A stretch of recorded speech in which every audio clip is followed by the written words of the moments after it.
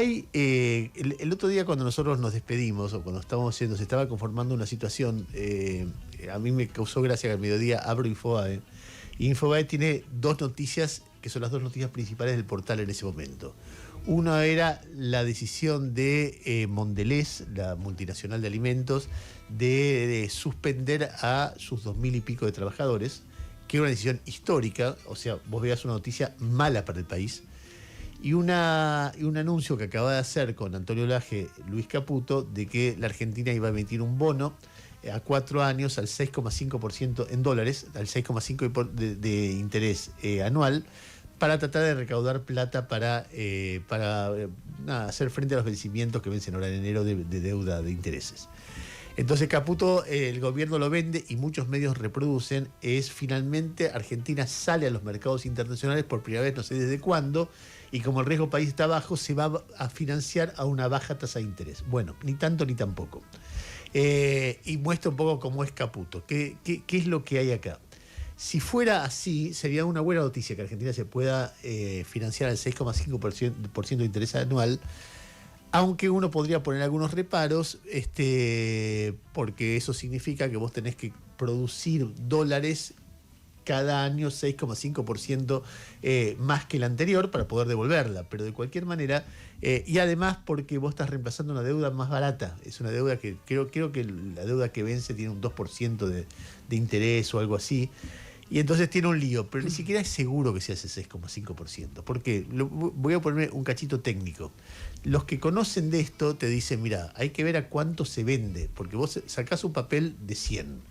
Por cada 100 dólares que alguien suscribe, pagás 6,5. Pero de repente, los que te compran ese papel te lo compran a 98 o a 97. Y 6,5 sobre 98, 97 es más que 6,5.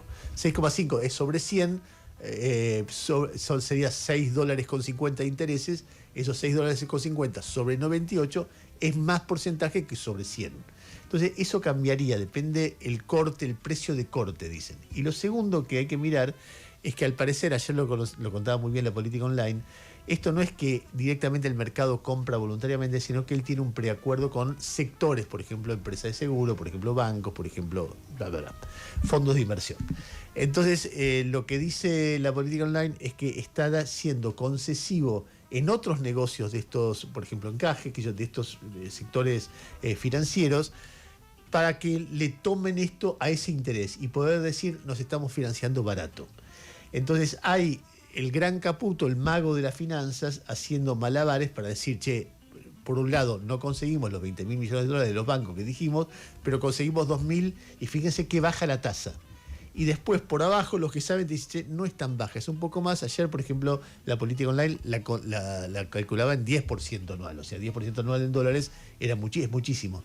Yo no tengo la más puta idea de cómo ser y me parece que nadie a esta altura, porque falta un montón para darse cuenta qué es lo que finalmente va a pasar con esto. Pero bueno, el anuncio de Caputo bajó un poquito el riesgo país y veremos él maniobrando ahí, dando vuelta con el tema de deuda. Pero fíjense las dos imágenes. Él anunciando fenómeno, ya no financiamos, todo el tema de las reservas no es necesario porque no financiamos. Y por otro lado vos ves Mondelez y una carrada de lista de empresas que o cierran, o despiden, o suspenden trabajadores, o se van del país y la compran un argentino, pero montones de empresas que están en problemas realmente muy serios y que van creciendo. Nosotros venimos describiendo eso muy fuertemente. Me entretuve el fin de semana tratando de entender la cabeza de Javier Milei. ¿Por qué? Cada tanto recaigo. Sí, ya veo. No, pero hay algo que me interesa mucho, que es que el discurso, él dio el miércoles un discurso en unas jornadas del Cronista. Fue un discurso muy largo, del cual uno, en la vorágine de la semana, no tuve tiempo de leerlo, pero cuando vi algunas partes dije, esto me tengo que dedicar porque esto es muy interesante. Y les voy a contar algo que va a pasar esta semana y que creo que va a ser muy interesante de analizar. Cuando Milei asumió, bueno, toda la mirada de Milei sobre la inflación se basa en una frase de Milton Friedman, creo que es de Milton Friedman, que dice, la inflación es siempre y en todo momento un fenómeno monetario. O sea, tiene que ver con la cantidad de dinero que hay en la sociedad, en el mercado, en el sistema.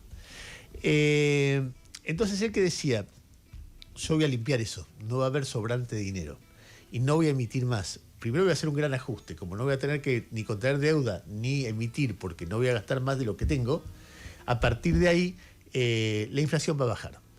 Entonces uno dice, bueno, pero ¿cómo? Si el primer mes fue 50, el segundo mes fue 28 y el tercer mes fue 20, ¿cómo no bajó? Él dice, no, es que no es inmediato, hay un remanente circulante. Yo corto la emisión, pero mientras todo lo demás se va secando, bueno, de a poco va bajando la inflación. Entonces, ¿y en qué tiempo la inflación va a ser cero? Y entre 18 y 24 meses. Bueno, pasaron los 18 meses y no fue cero. ¿Y cuándo se cumplen 24 meses? Pasado mañana. Y tras pasado mañana, el jueves, se va a conocer el índice de inflación. Ya se sabe que el índice de inflación va a ser más de 2%. Y ya se sabe que en alimentos el último mes completo dio 4%, ¿sí? Dio una enormidad. Estamos hablando de inflación de alimentos, y eso se proyectara como hace él con la inflación ajena del 60%, 50-60% anual. Entonces vos decís, bueno, entonces ¿cómo hacemos? Pregunta para la cabeza de Milei. ¿Cómo me explicás? La inflación es siempre, en todo momento, un fenómeno monetario si vos resolviste el problema monetario según tu punto de vista y la inflación sigue. Bueno, ese discurso tiene una larga explicación sobre el tema que refiere muy bien a entender la cabeza de Milei. Y a mí me parece interesantísimo. A ver, doy 2 o 3 datos. ¿Qué es lo que él dice? Dice, bueno, vos cuando te sentás en la silla eléctrica, habla mucho de la silla eléctrica, es decir, refiere mucho a lo que es la dificultad de gobernar un país, cosa que a mí me parece muy interesante. Y habla mucho de sus charlas permanentes con De Pablo, donde De Pablo dice, espera un poquito, esto no lo estás pensando bien. Y siempre elogia la manera que De Pablo lo trata como si fuera ¿cómo se dice a los boxeadores que pelean contra un sparring? Un sparring.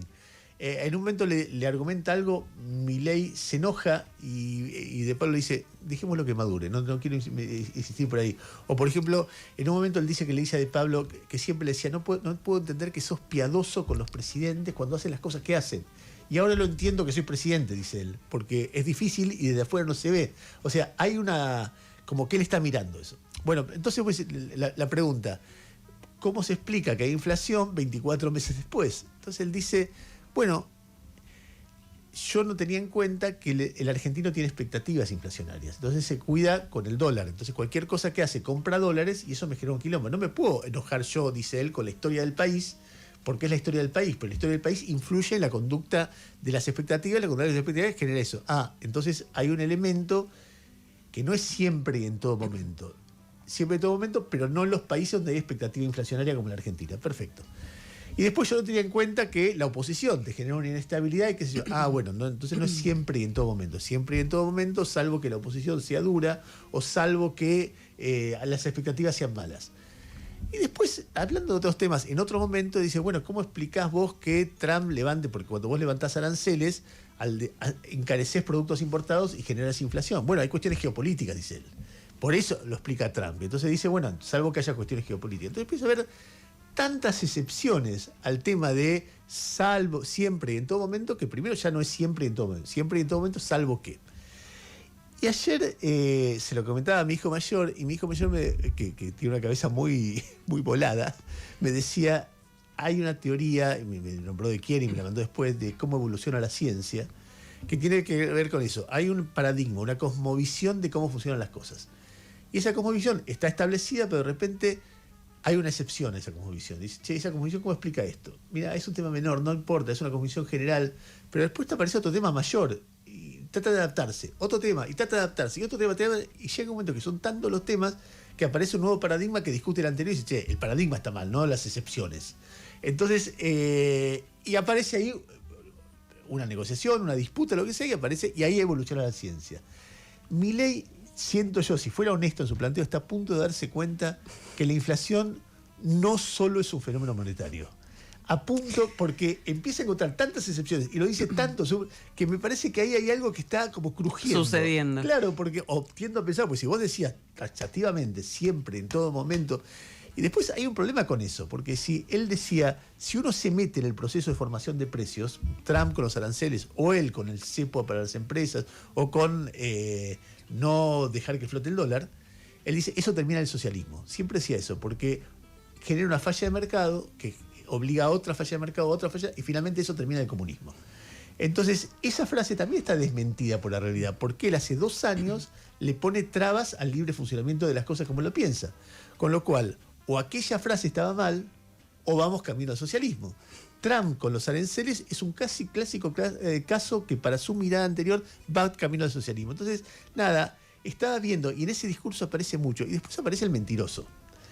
Pero, a ver, el mentiroso no lo quiero decir en términos lapidarios porque todo político, todo presidente es un mentiroso porque vende su gobierno, es un vendedor. Entonces tiene que vender su gobierno, entonces tiene que explicar que no pasa lo que pasa. Entonces en un momento se enoja con lo que les dicen, si te salvó Trump. Entonces él dice, no es que me salvó Trump. Trump puso apenas $2.000 millones. ¿Me estás jodiendo que vas a salvar un programa con argentino con esa mierdita? Dice así, ¿no dice mierdita con eso? No, no jodas. Entonces vos lo lees y te matás de la risa, porque fueron los 7.000 de aportes del campo, los 2.000 de Trump, pero sobre todo son 2 reuniones con Trump, la visita de JP Morgan, Scott Bessent tuiteando todos los días y diciendo vamos a poner todo lo que tengamos que poner. Eso es lo que salvó el plan. Y además cualquiera que refiera a lo que pasó en esos días se venía cayendo y aparecieron los yanquis y frenaron. O sea, lo salvó Trump. Pero él ya está armando el relato, pero bueno, eso es el típico presidente que revolea cifras, explica lo inexplicable, pobres tienen que hacerlo. Ahora lo dice con una energía y con una convicción y un tema desafiante que es impresionante.